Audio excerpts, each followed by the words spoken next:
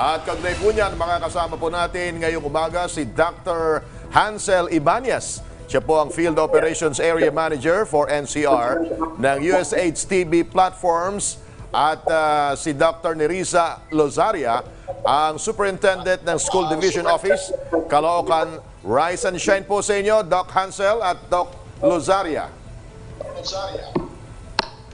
Magandang umaga po sa inyo lahat at sa lahat ng nanonood ng Rise and Shine Pilipinas. Ayan, okay. Good morning po mga doctors natin. Doctor, simulan po natin muna kay Dr. Hansel. Dumako muna po tayo sa tanong ng ating mga kababayan. Panoorin po natin to. Dok, ano po ang tuberculosis at paano po ito maiiwasan?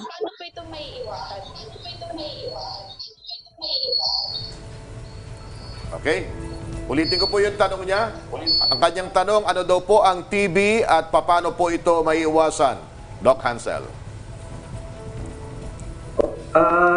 Ang tuberculosis po ay isang respiratory tract infection at ito po ay nakukuha sa mga tao na mayroong aktibong TB through airborne transmission. So dahil po doon, importante po na tayo po ay maprotektahan sa pamamagitan po ng cough etiquette na sinasabi po natin, pagtatakip po ng ating mga bibig, no, every time po tayo ay sasalita o ubo, no, at dun sa mga tao na meron pong mga simptomas ng TB, nararapat din po na sila po ay agarang pumunta sa ating mga local health centers, sa ating mga doctors para po matiyak kung meron po silang aktibong TB dahil sila po yung actually nakaka-transmit, no, ng tuberculosis. Ang TB po ay isang bakterya na nakukuha po sa isang bakterya na ang tawag po ay Mycobacterium tuberculosis. So kung ito po ay magagawa po natin yung tamang pag-iwas, no, like yung cough etiquette nga po gaya po ng nasabi ko, no, at agarang pagpapa-check up, no, ito po ay mas maiiwasan natin. Doc Hansel, magandang umaga. Si Dayan po ito. May isa pa po tayong katanungan mula po sa ating kababayan. Panoorin po natin ito. Dok, ano po yung mga sintomas ng TB? Kanya pong tanong, ano raw po ang sintomas ng TB? Yes, Dayan. Meron po actually 4 na tinatawag nating TB core signs and symptoms. No? Ito pong pag-uubo, paglalagnat, pagbawas po ng timbang, at yung pagpapawis na hindi po po sa panahon, no?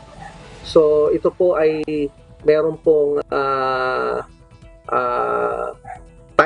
yung time po, no? Time kung saan more than 2 weeks po dapat na meron po itong 4 na simptomas, no, sa isang tao para po sabihin natin na meron na sila po ay presumptive TB. Ibig sabihin, ari pong sila ay merong tuberculosis. Kaya nga po, gaya po ng nabanggit ko kanina, kung ang isang tao po ay meron po itong 4 na TB core signs and symptoms na ito, mas maganda po na sila po ay agarang pumunta sa kanilang mga local health centers o mga health centers na malapit sa kanila, no, sa kanilang mga po, para po sila po ay ng ating mga nurses po at bigyan po ng test po, no, kumpirma kung meron po silang aktibong tuberculosis. Yes, Doc Hansel, si Naomi naman po ito. Ano po ang papel ng United States Agency for International Development o USAID bilang katuwang ng Department of Health para wakasan ang tuberculosis, partikular dito po sa NCR? Yes po. Ang USAID's TB platforms ay patuloy pong nakikipag-ugnayan sa ating Department of Health, National TB Control Program at sa ating mga LGUs, local government units dito po sa NCR, no? At kami po ay nag-a-assist sa kanila sa paghanap po ng mga TB cases sa kanilang mga syudad. Right now po, meron po kami mga technical assistance packages na binibigay, no, sa ating mga LGUs, no, para po mahanap at magamot ang mga tao na merong aktibong TB. May tanong naman po ako para naman kay Dr. Losaria. Si Prof. Ed po ito. Recently lamang po ay inilunsad sa 54 na elementary school sa Caloocan City ang Tibay ng Dibdib Storybook. Ano po ba ito at may mga plano rin po bang isama sa mga modules o ituro sa online classes ang TB awareness? Maraming salamat sa pagbibigay ng opportunity para maibahagi namin itong aming intensified TB prevention program through education campaign. Inilunsad namin ito kasama ng ating City Mayor Oscar Malapitan sa 53 public elementary schools ng Caloocan City. Ang Caloocan City ay pangatlo sa pinakamalaking Schools Division Office ng Department of Education. So tumutulong na po kami dito on the prevention side because DepEd always takes on the prevention side and prevention is better than cure. So itong programa nga na to na Tibay ng Dibdib, citywide ito para sa lahat ng mga estudyante namin because we recognize that our school children are the most vulnerable in terms of tuberculosis and also to include our teachers. So itong TB platform, Tibay ng Dibdib, ay gagawin namin information dissemination campaign sa DepEd sa pamamagitan ng paggamit ng storytelling. Kasi ang mga bata mahilig makinig ng stories mas in the creative way generates interest among school children. So storytelling at mabilis namin mapalaganap ito lalo na ngayon sa new normal na ginagamit namin talaga yung online platform. So kasama siya sa mga sessions on MAPE, especially the health subjects, science, and TLE.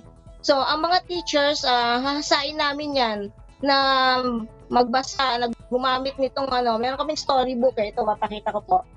Storybook na ipapakita, babahagi sa mga mag-aaral during online sessions upang mapalaganap ang pagsugpo sa sakit na TB.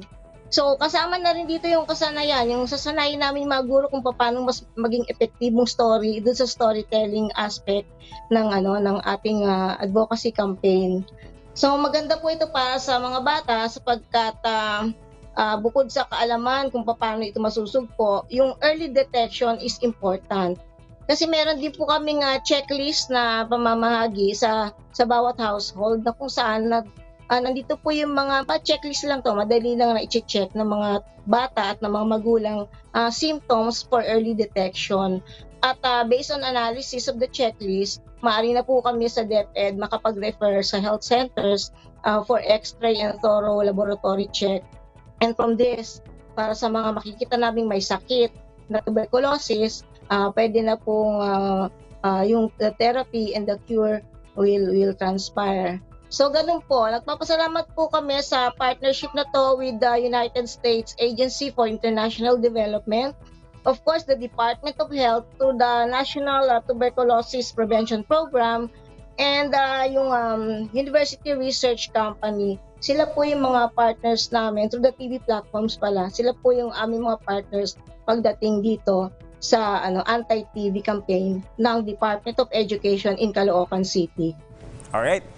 Dr. Losaria, napakagandang programa, lalo tinuturing natin yung mga bata bilang vulnerable sector sa panahon ng pandemya. Balik naman tayo kay Dr. Hansel. Doc, good morning. Si Gab po ito. Doc, pagdating naman po, Doc, doon sa integration ng TB at COVID response, lalo na po dito sa National Capital Region, ano-ano na po ang mga initiatives na inyong isinasagawa kaugnay po nito? Opo, right now po, dahil po sa epekto ng quarantine sa ating mga LGUs, nalilimitahan po ang punta ng ating mga kababayan sa mga local health center para po sila ay ma-check up po or ma-assess pagdating po sa TB.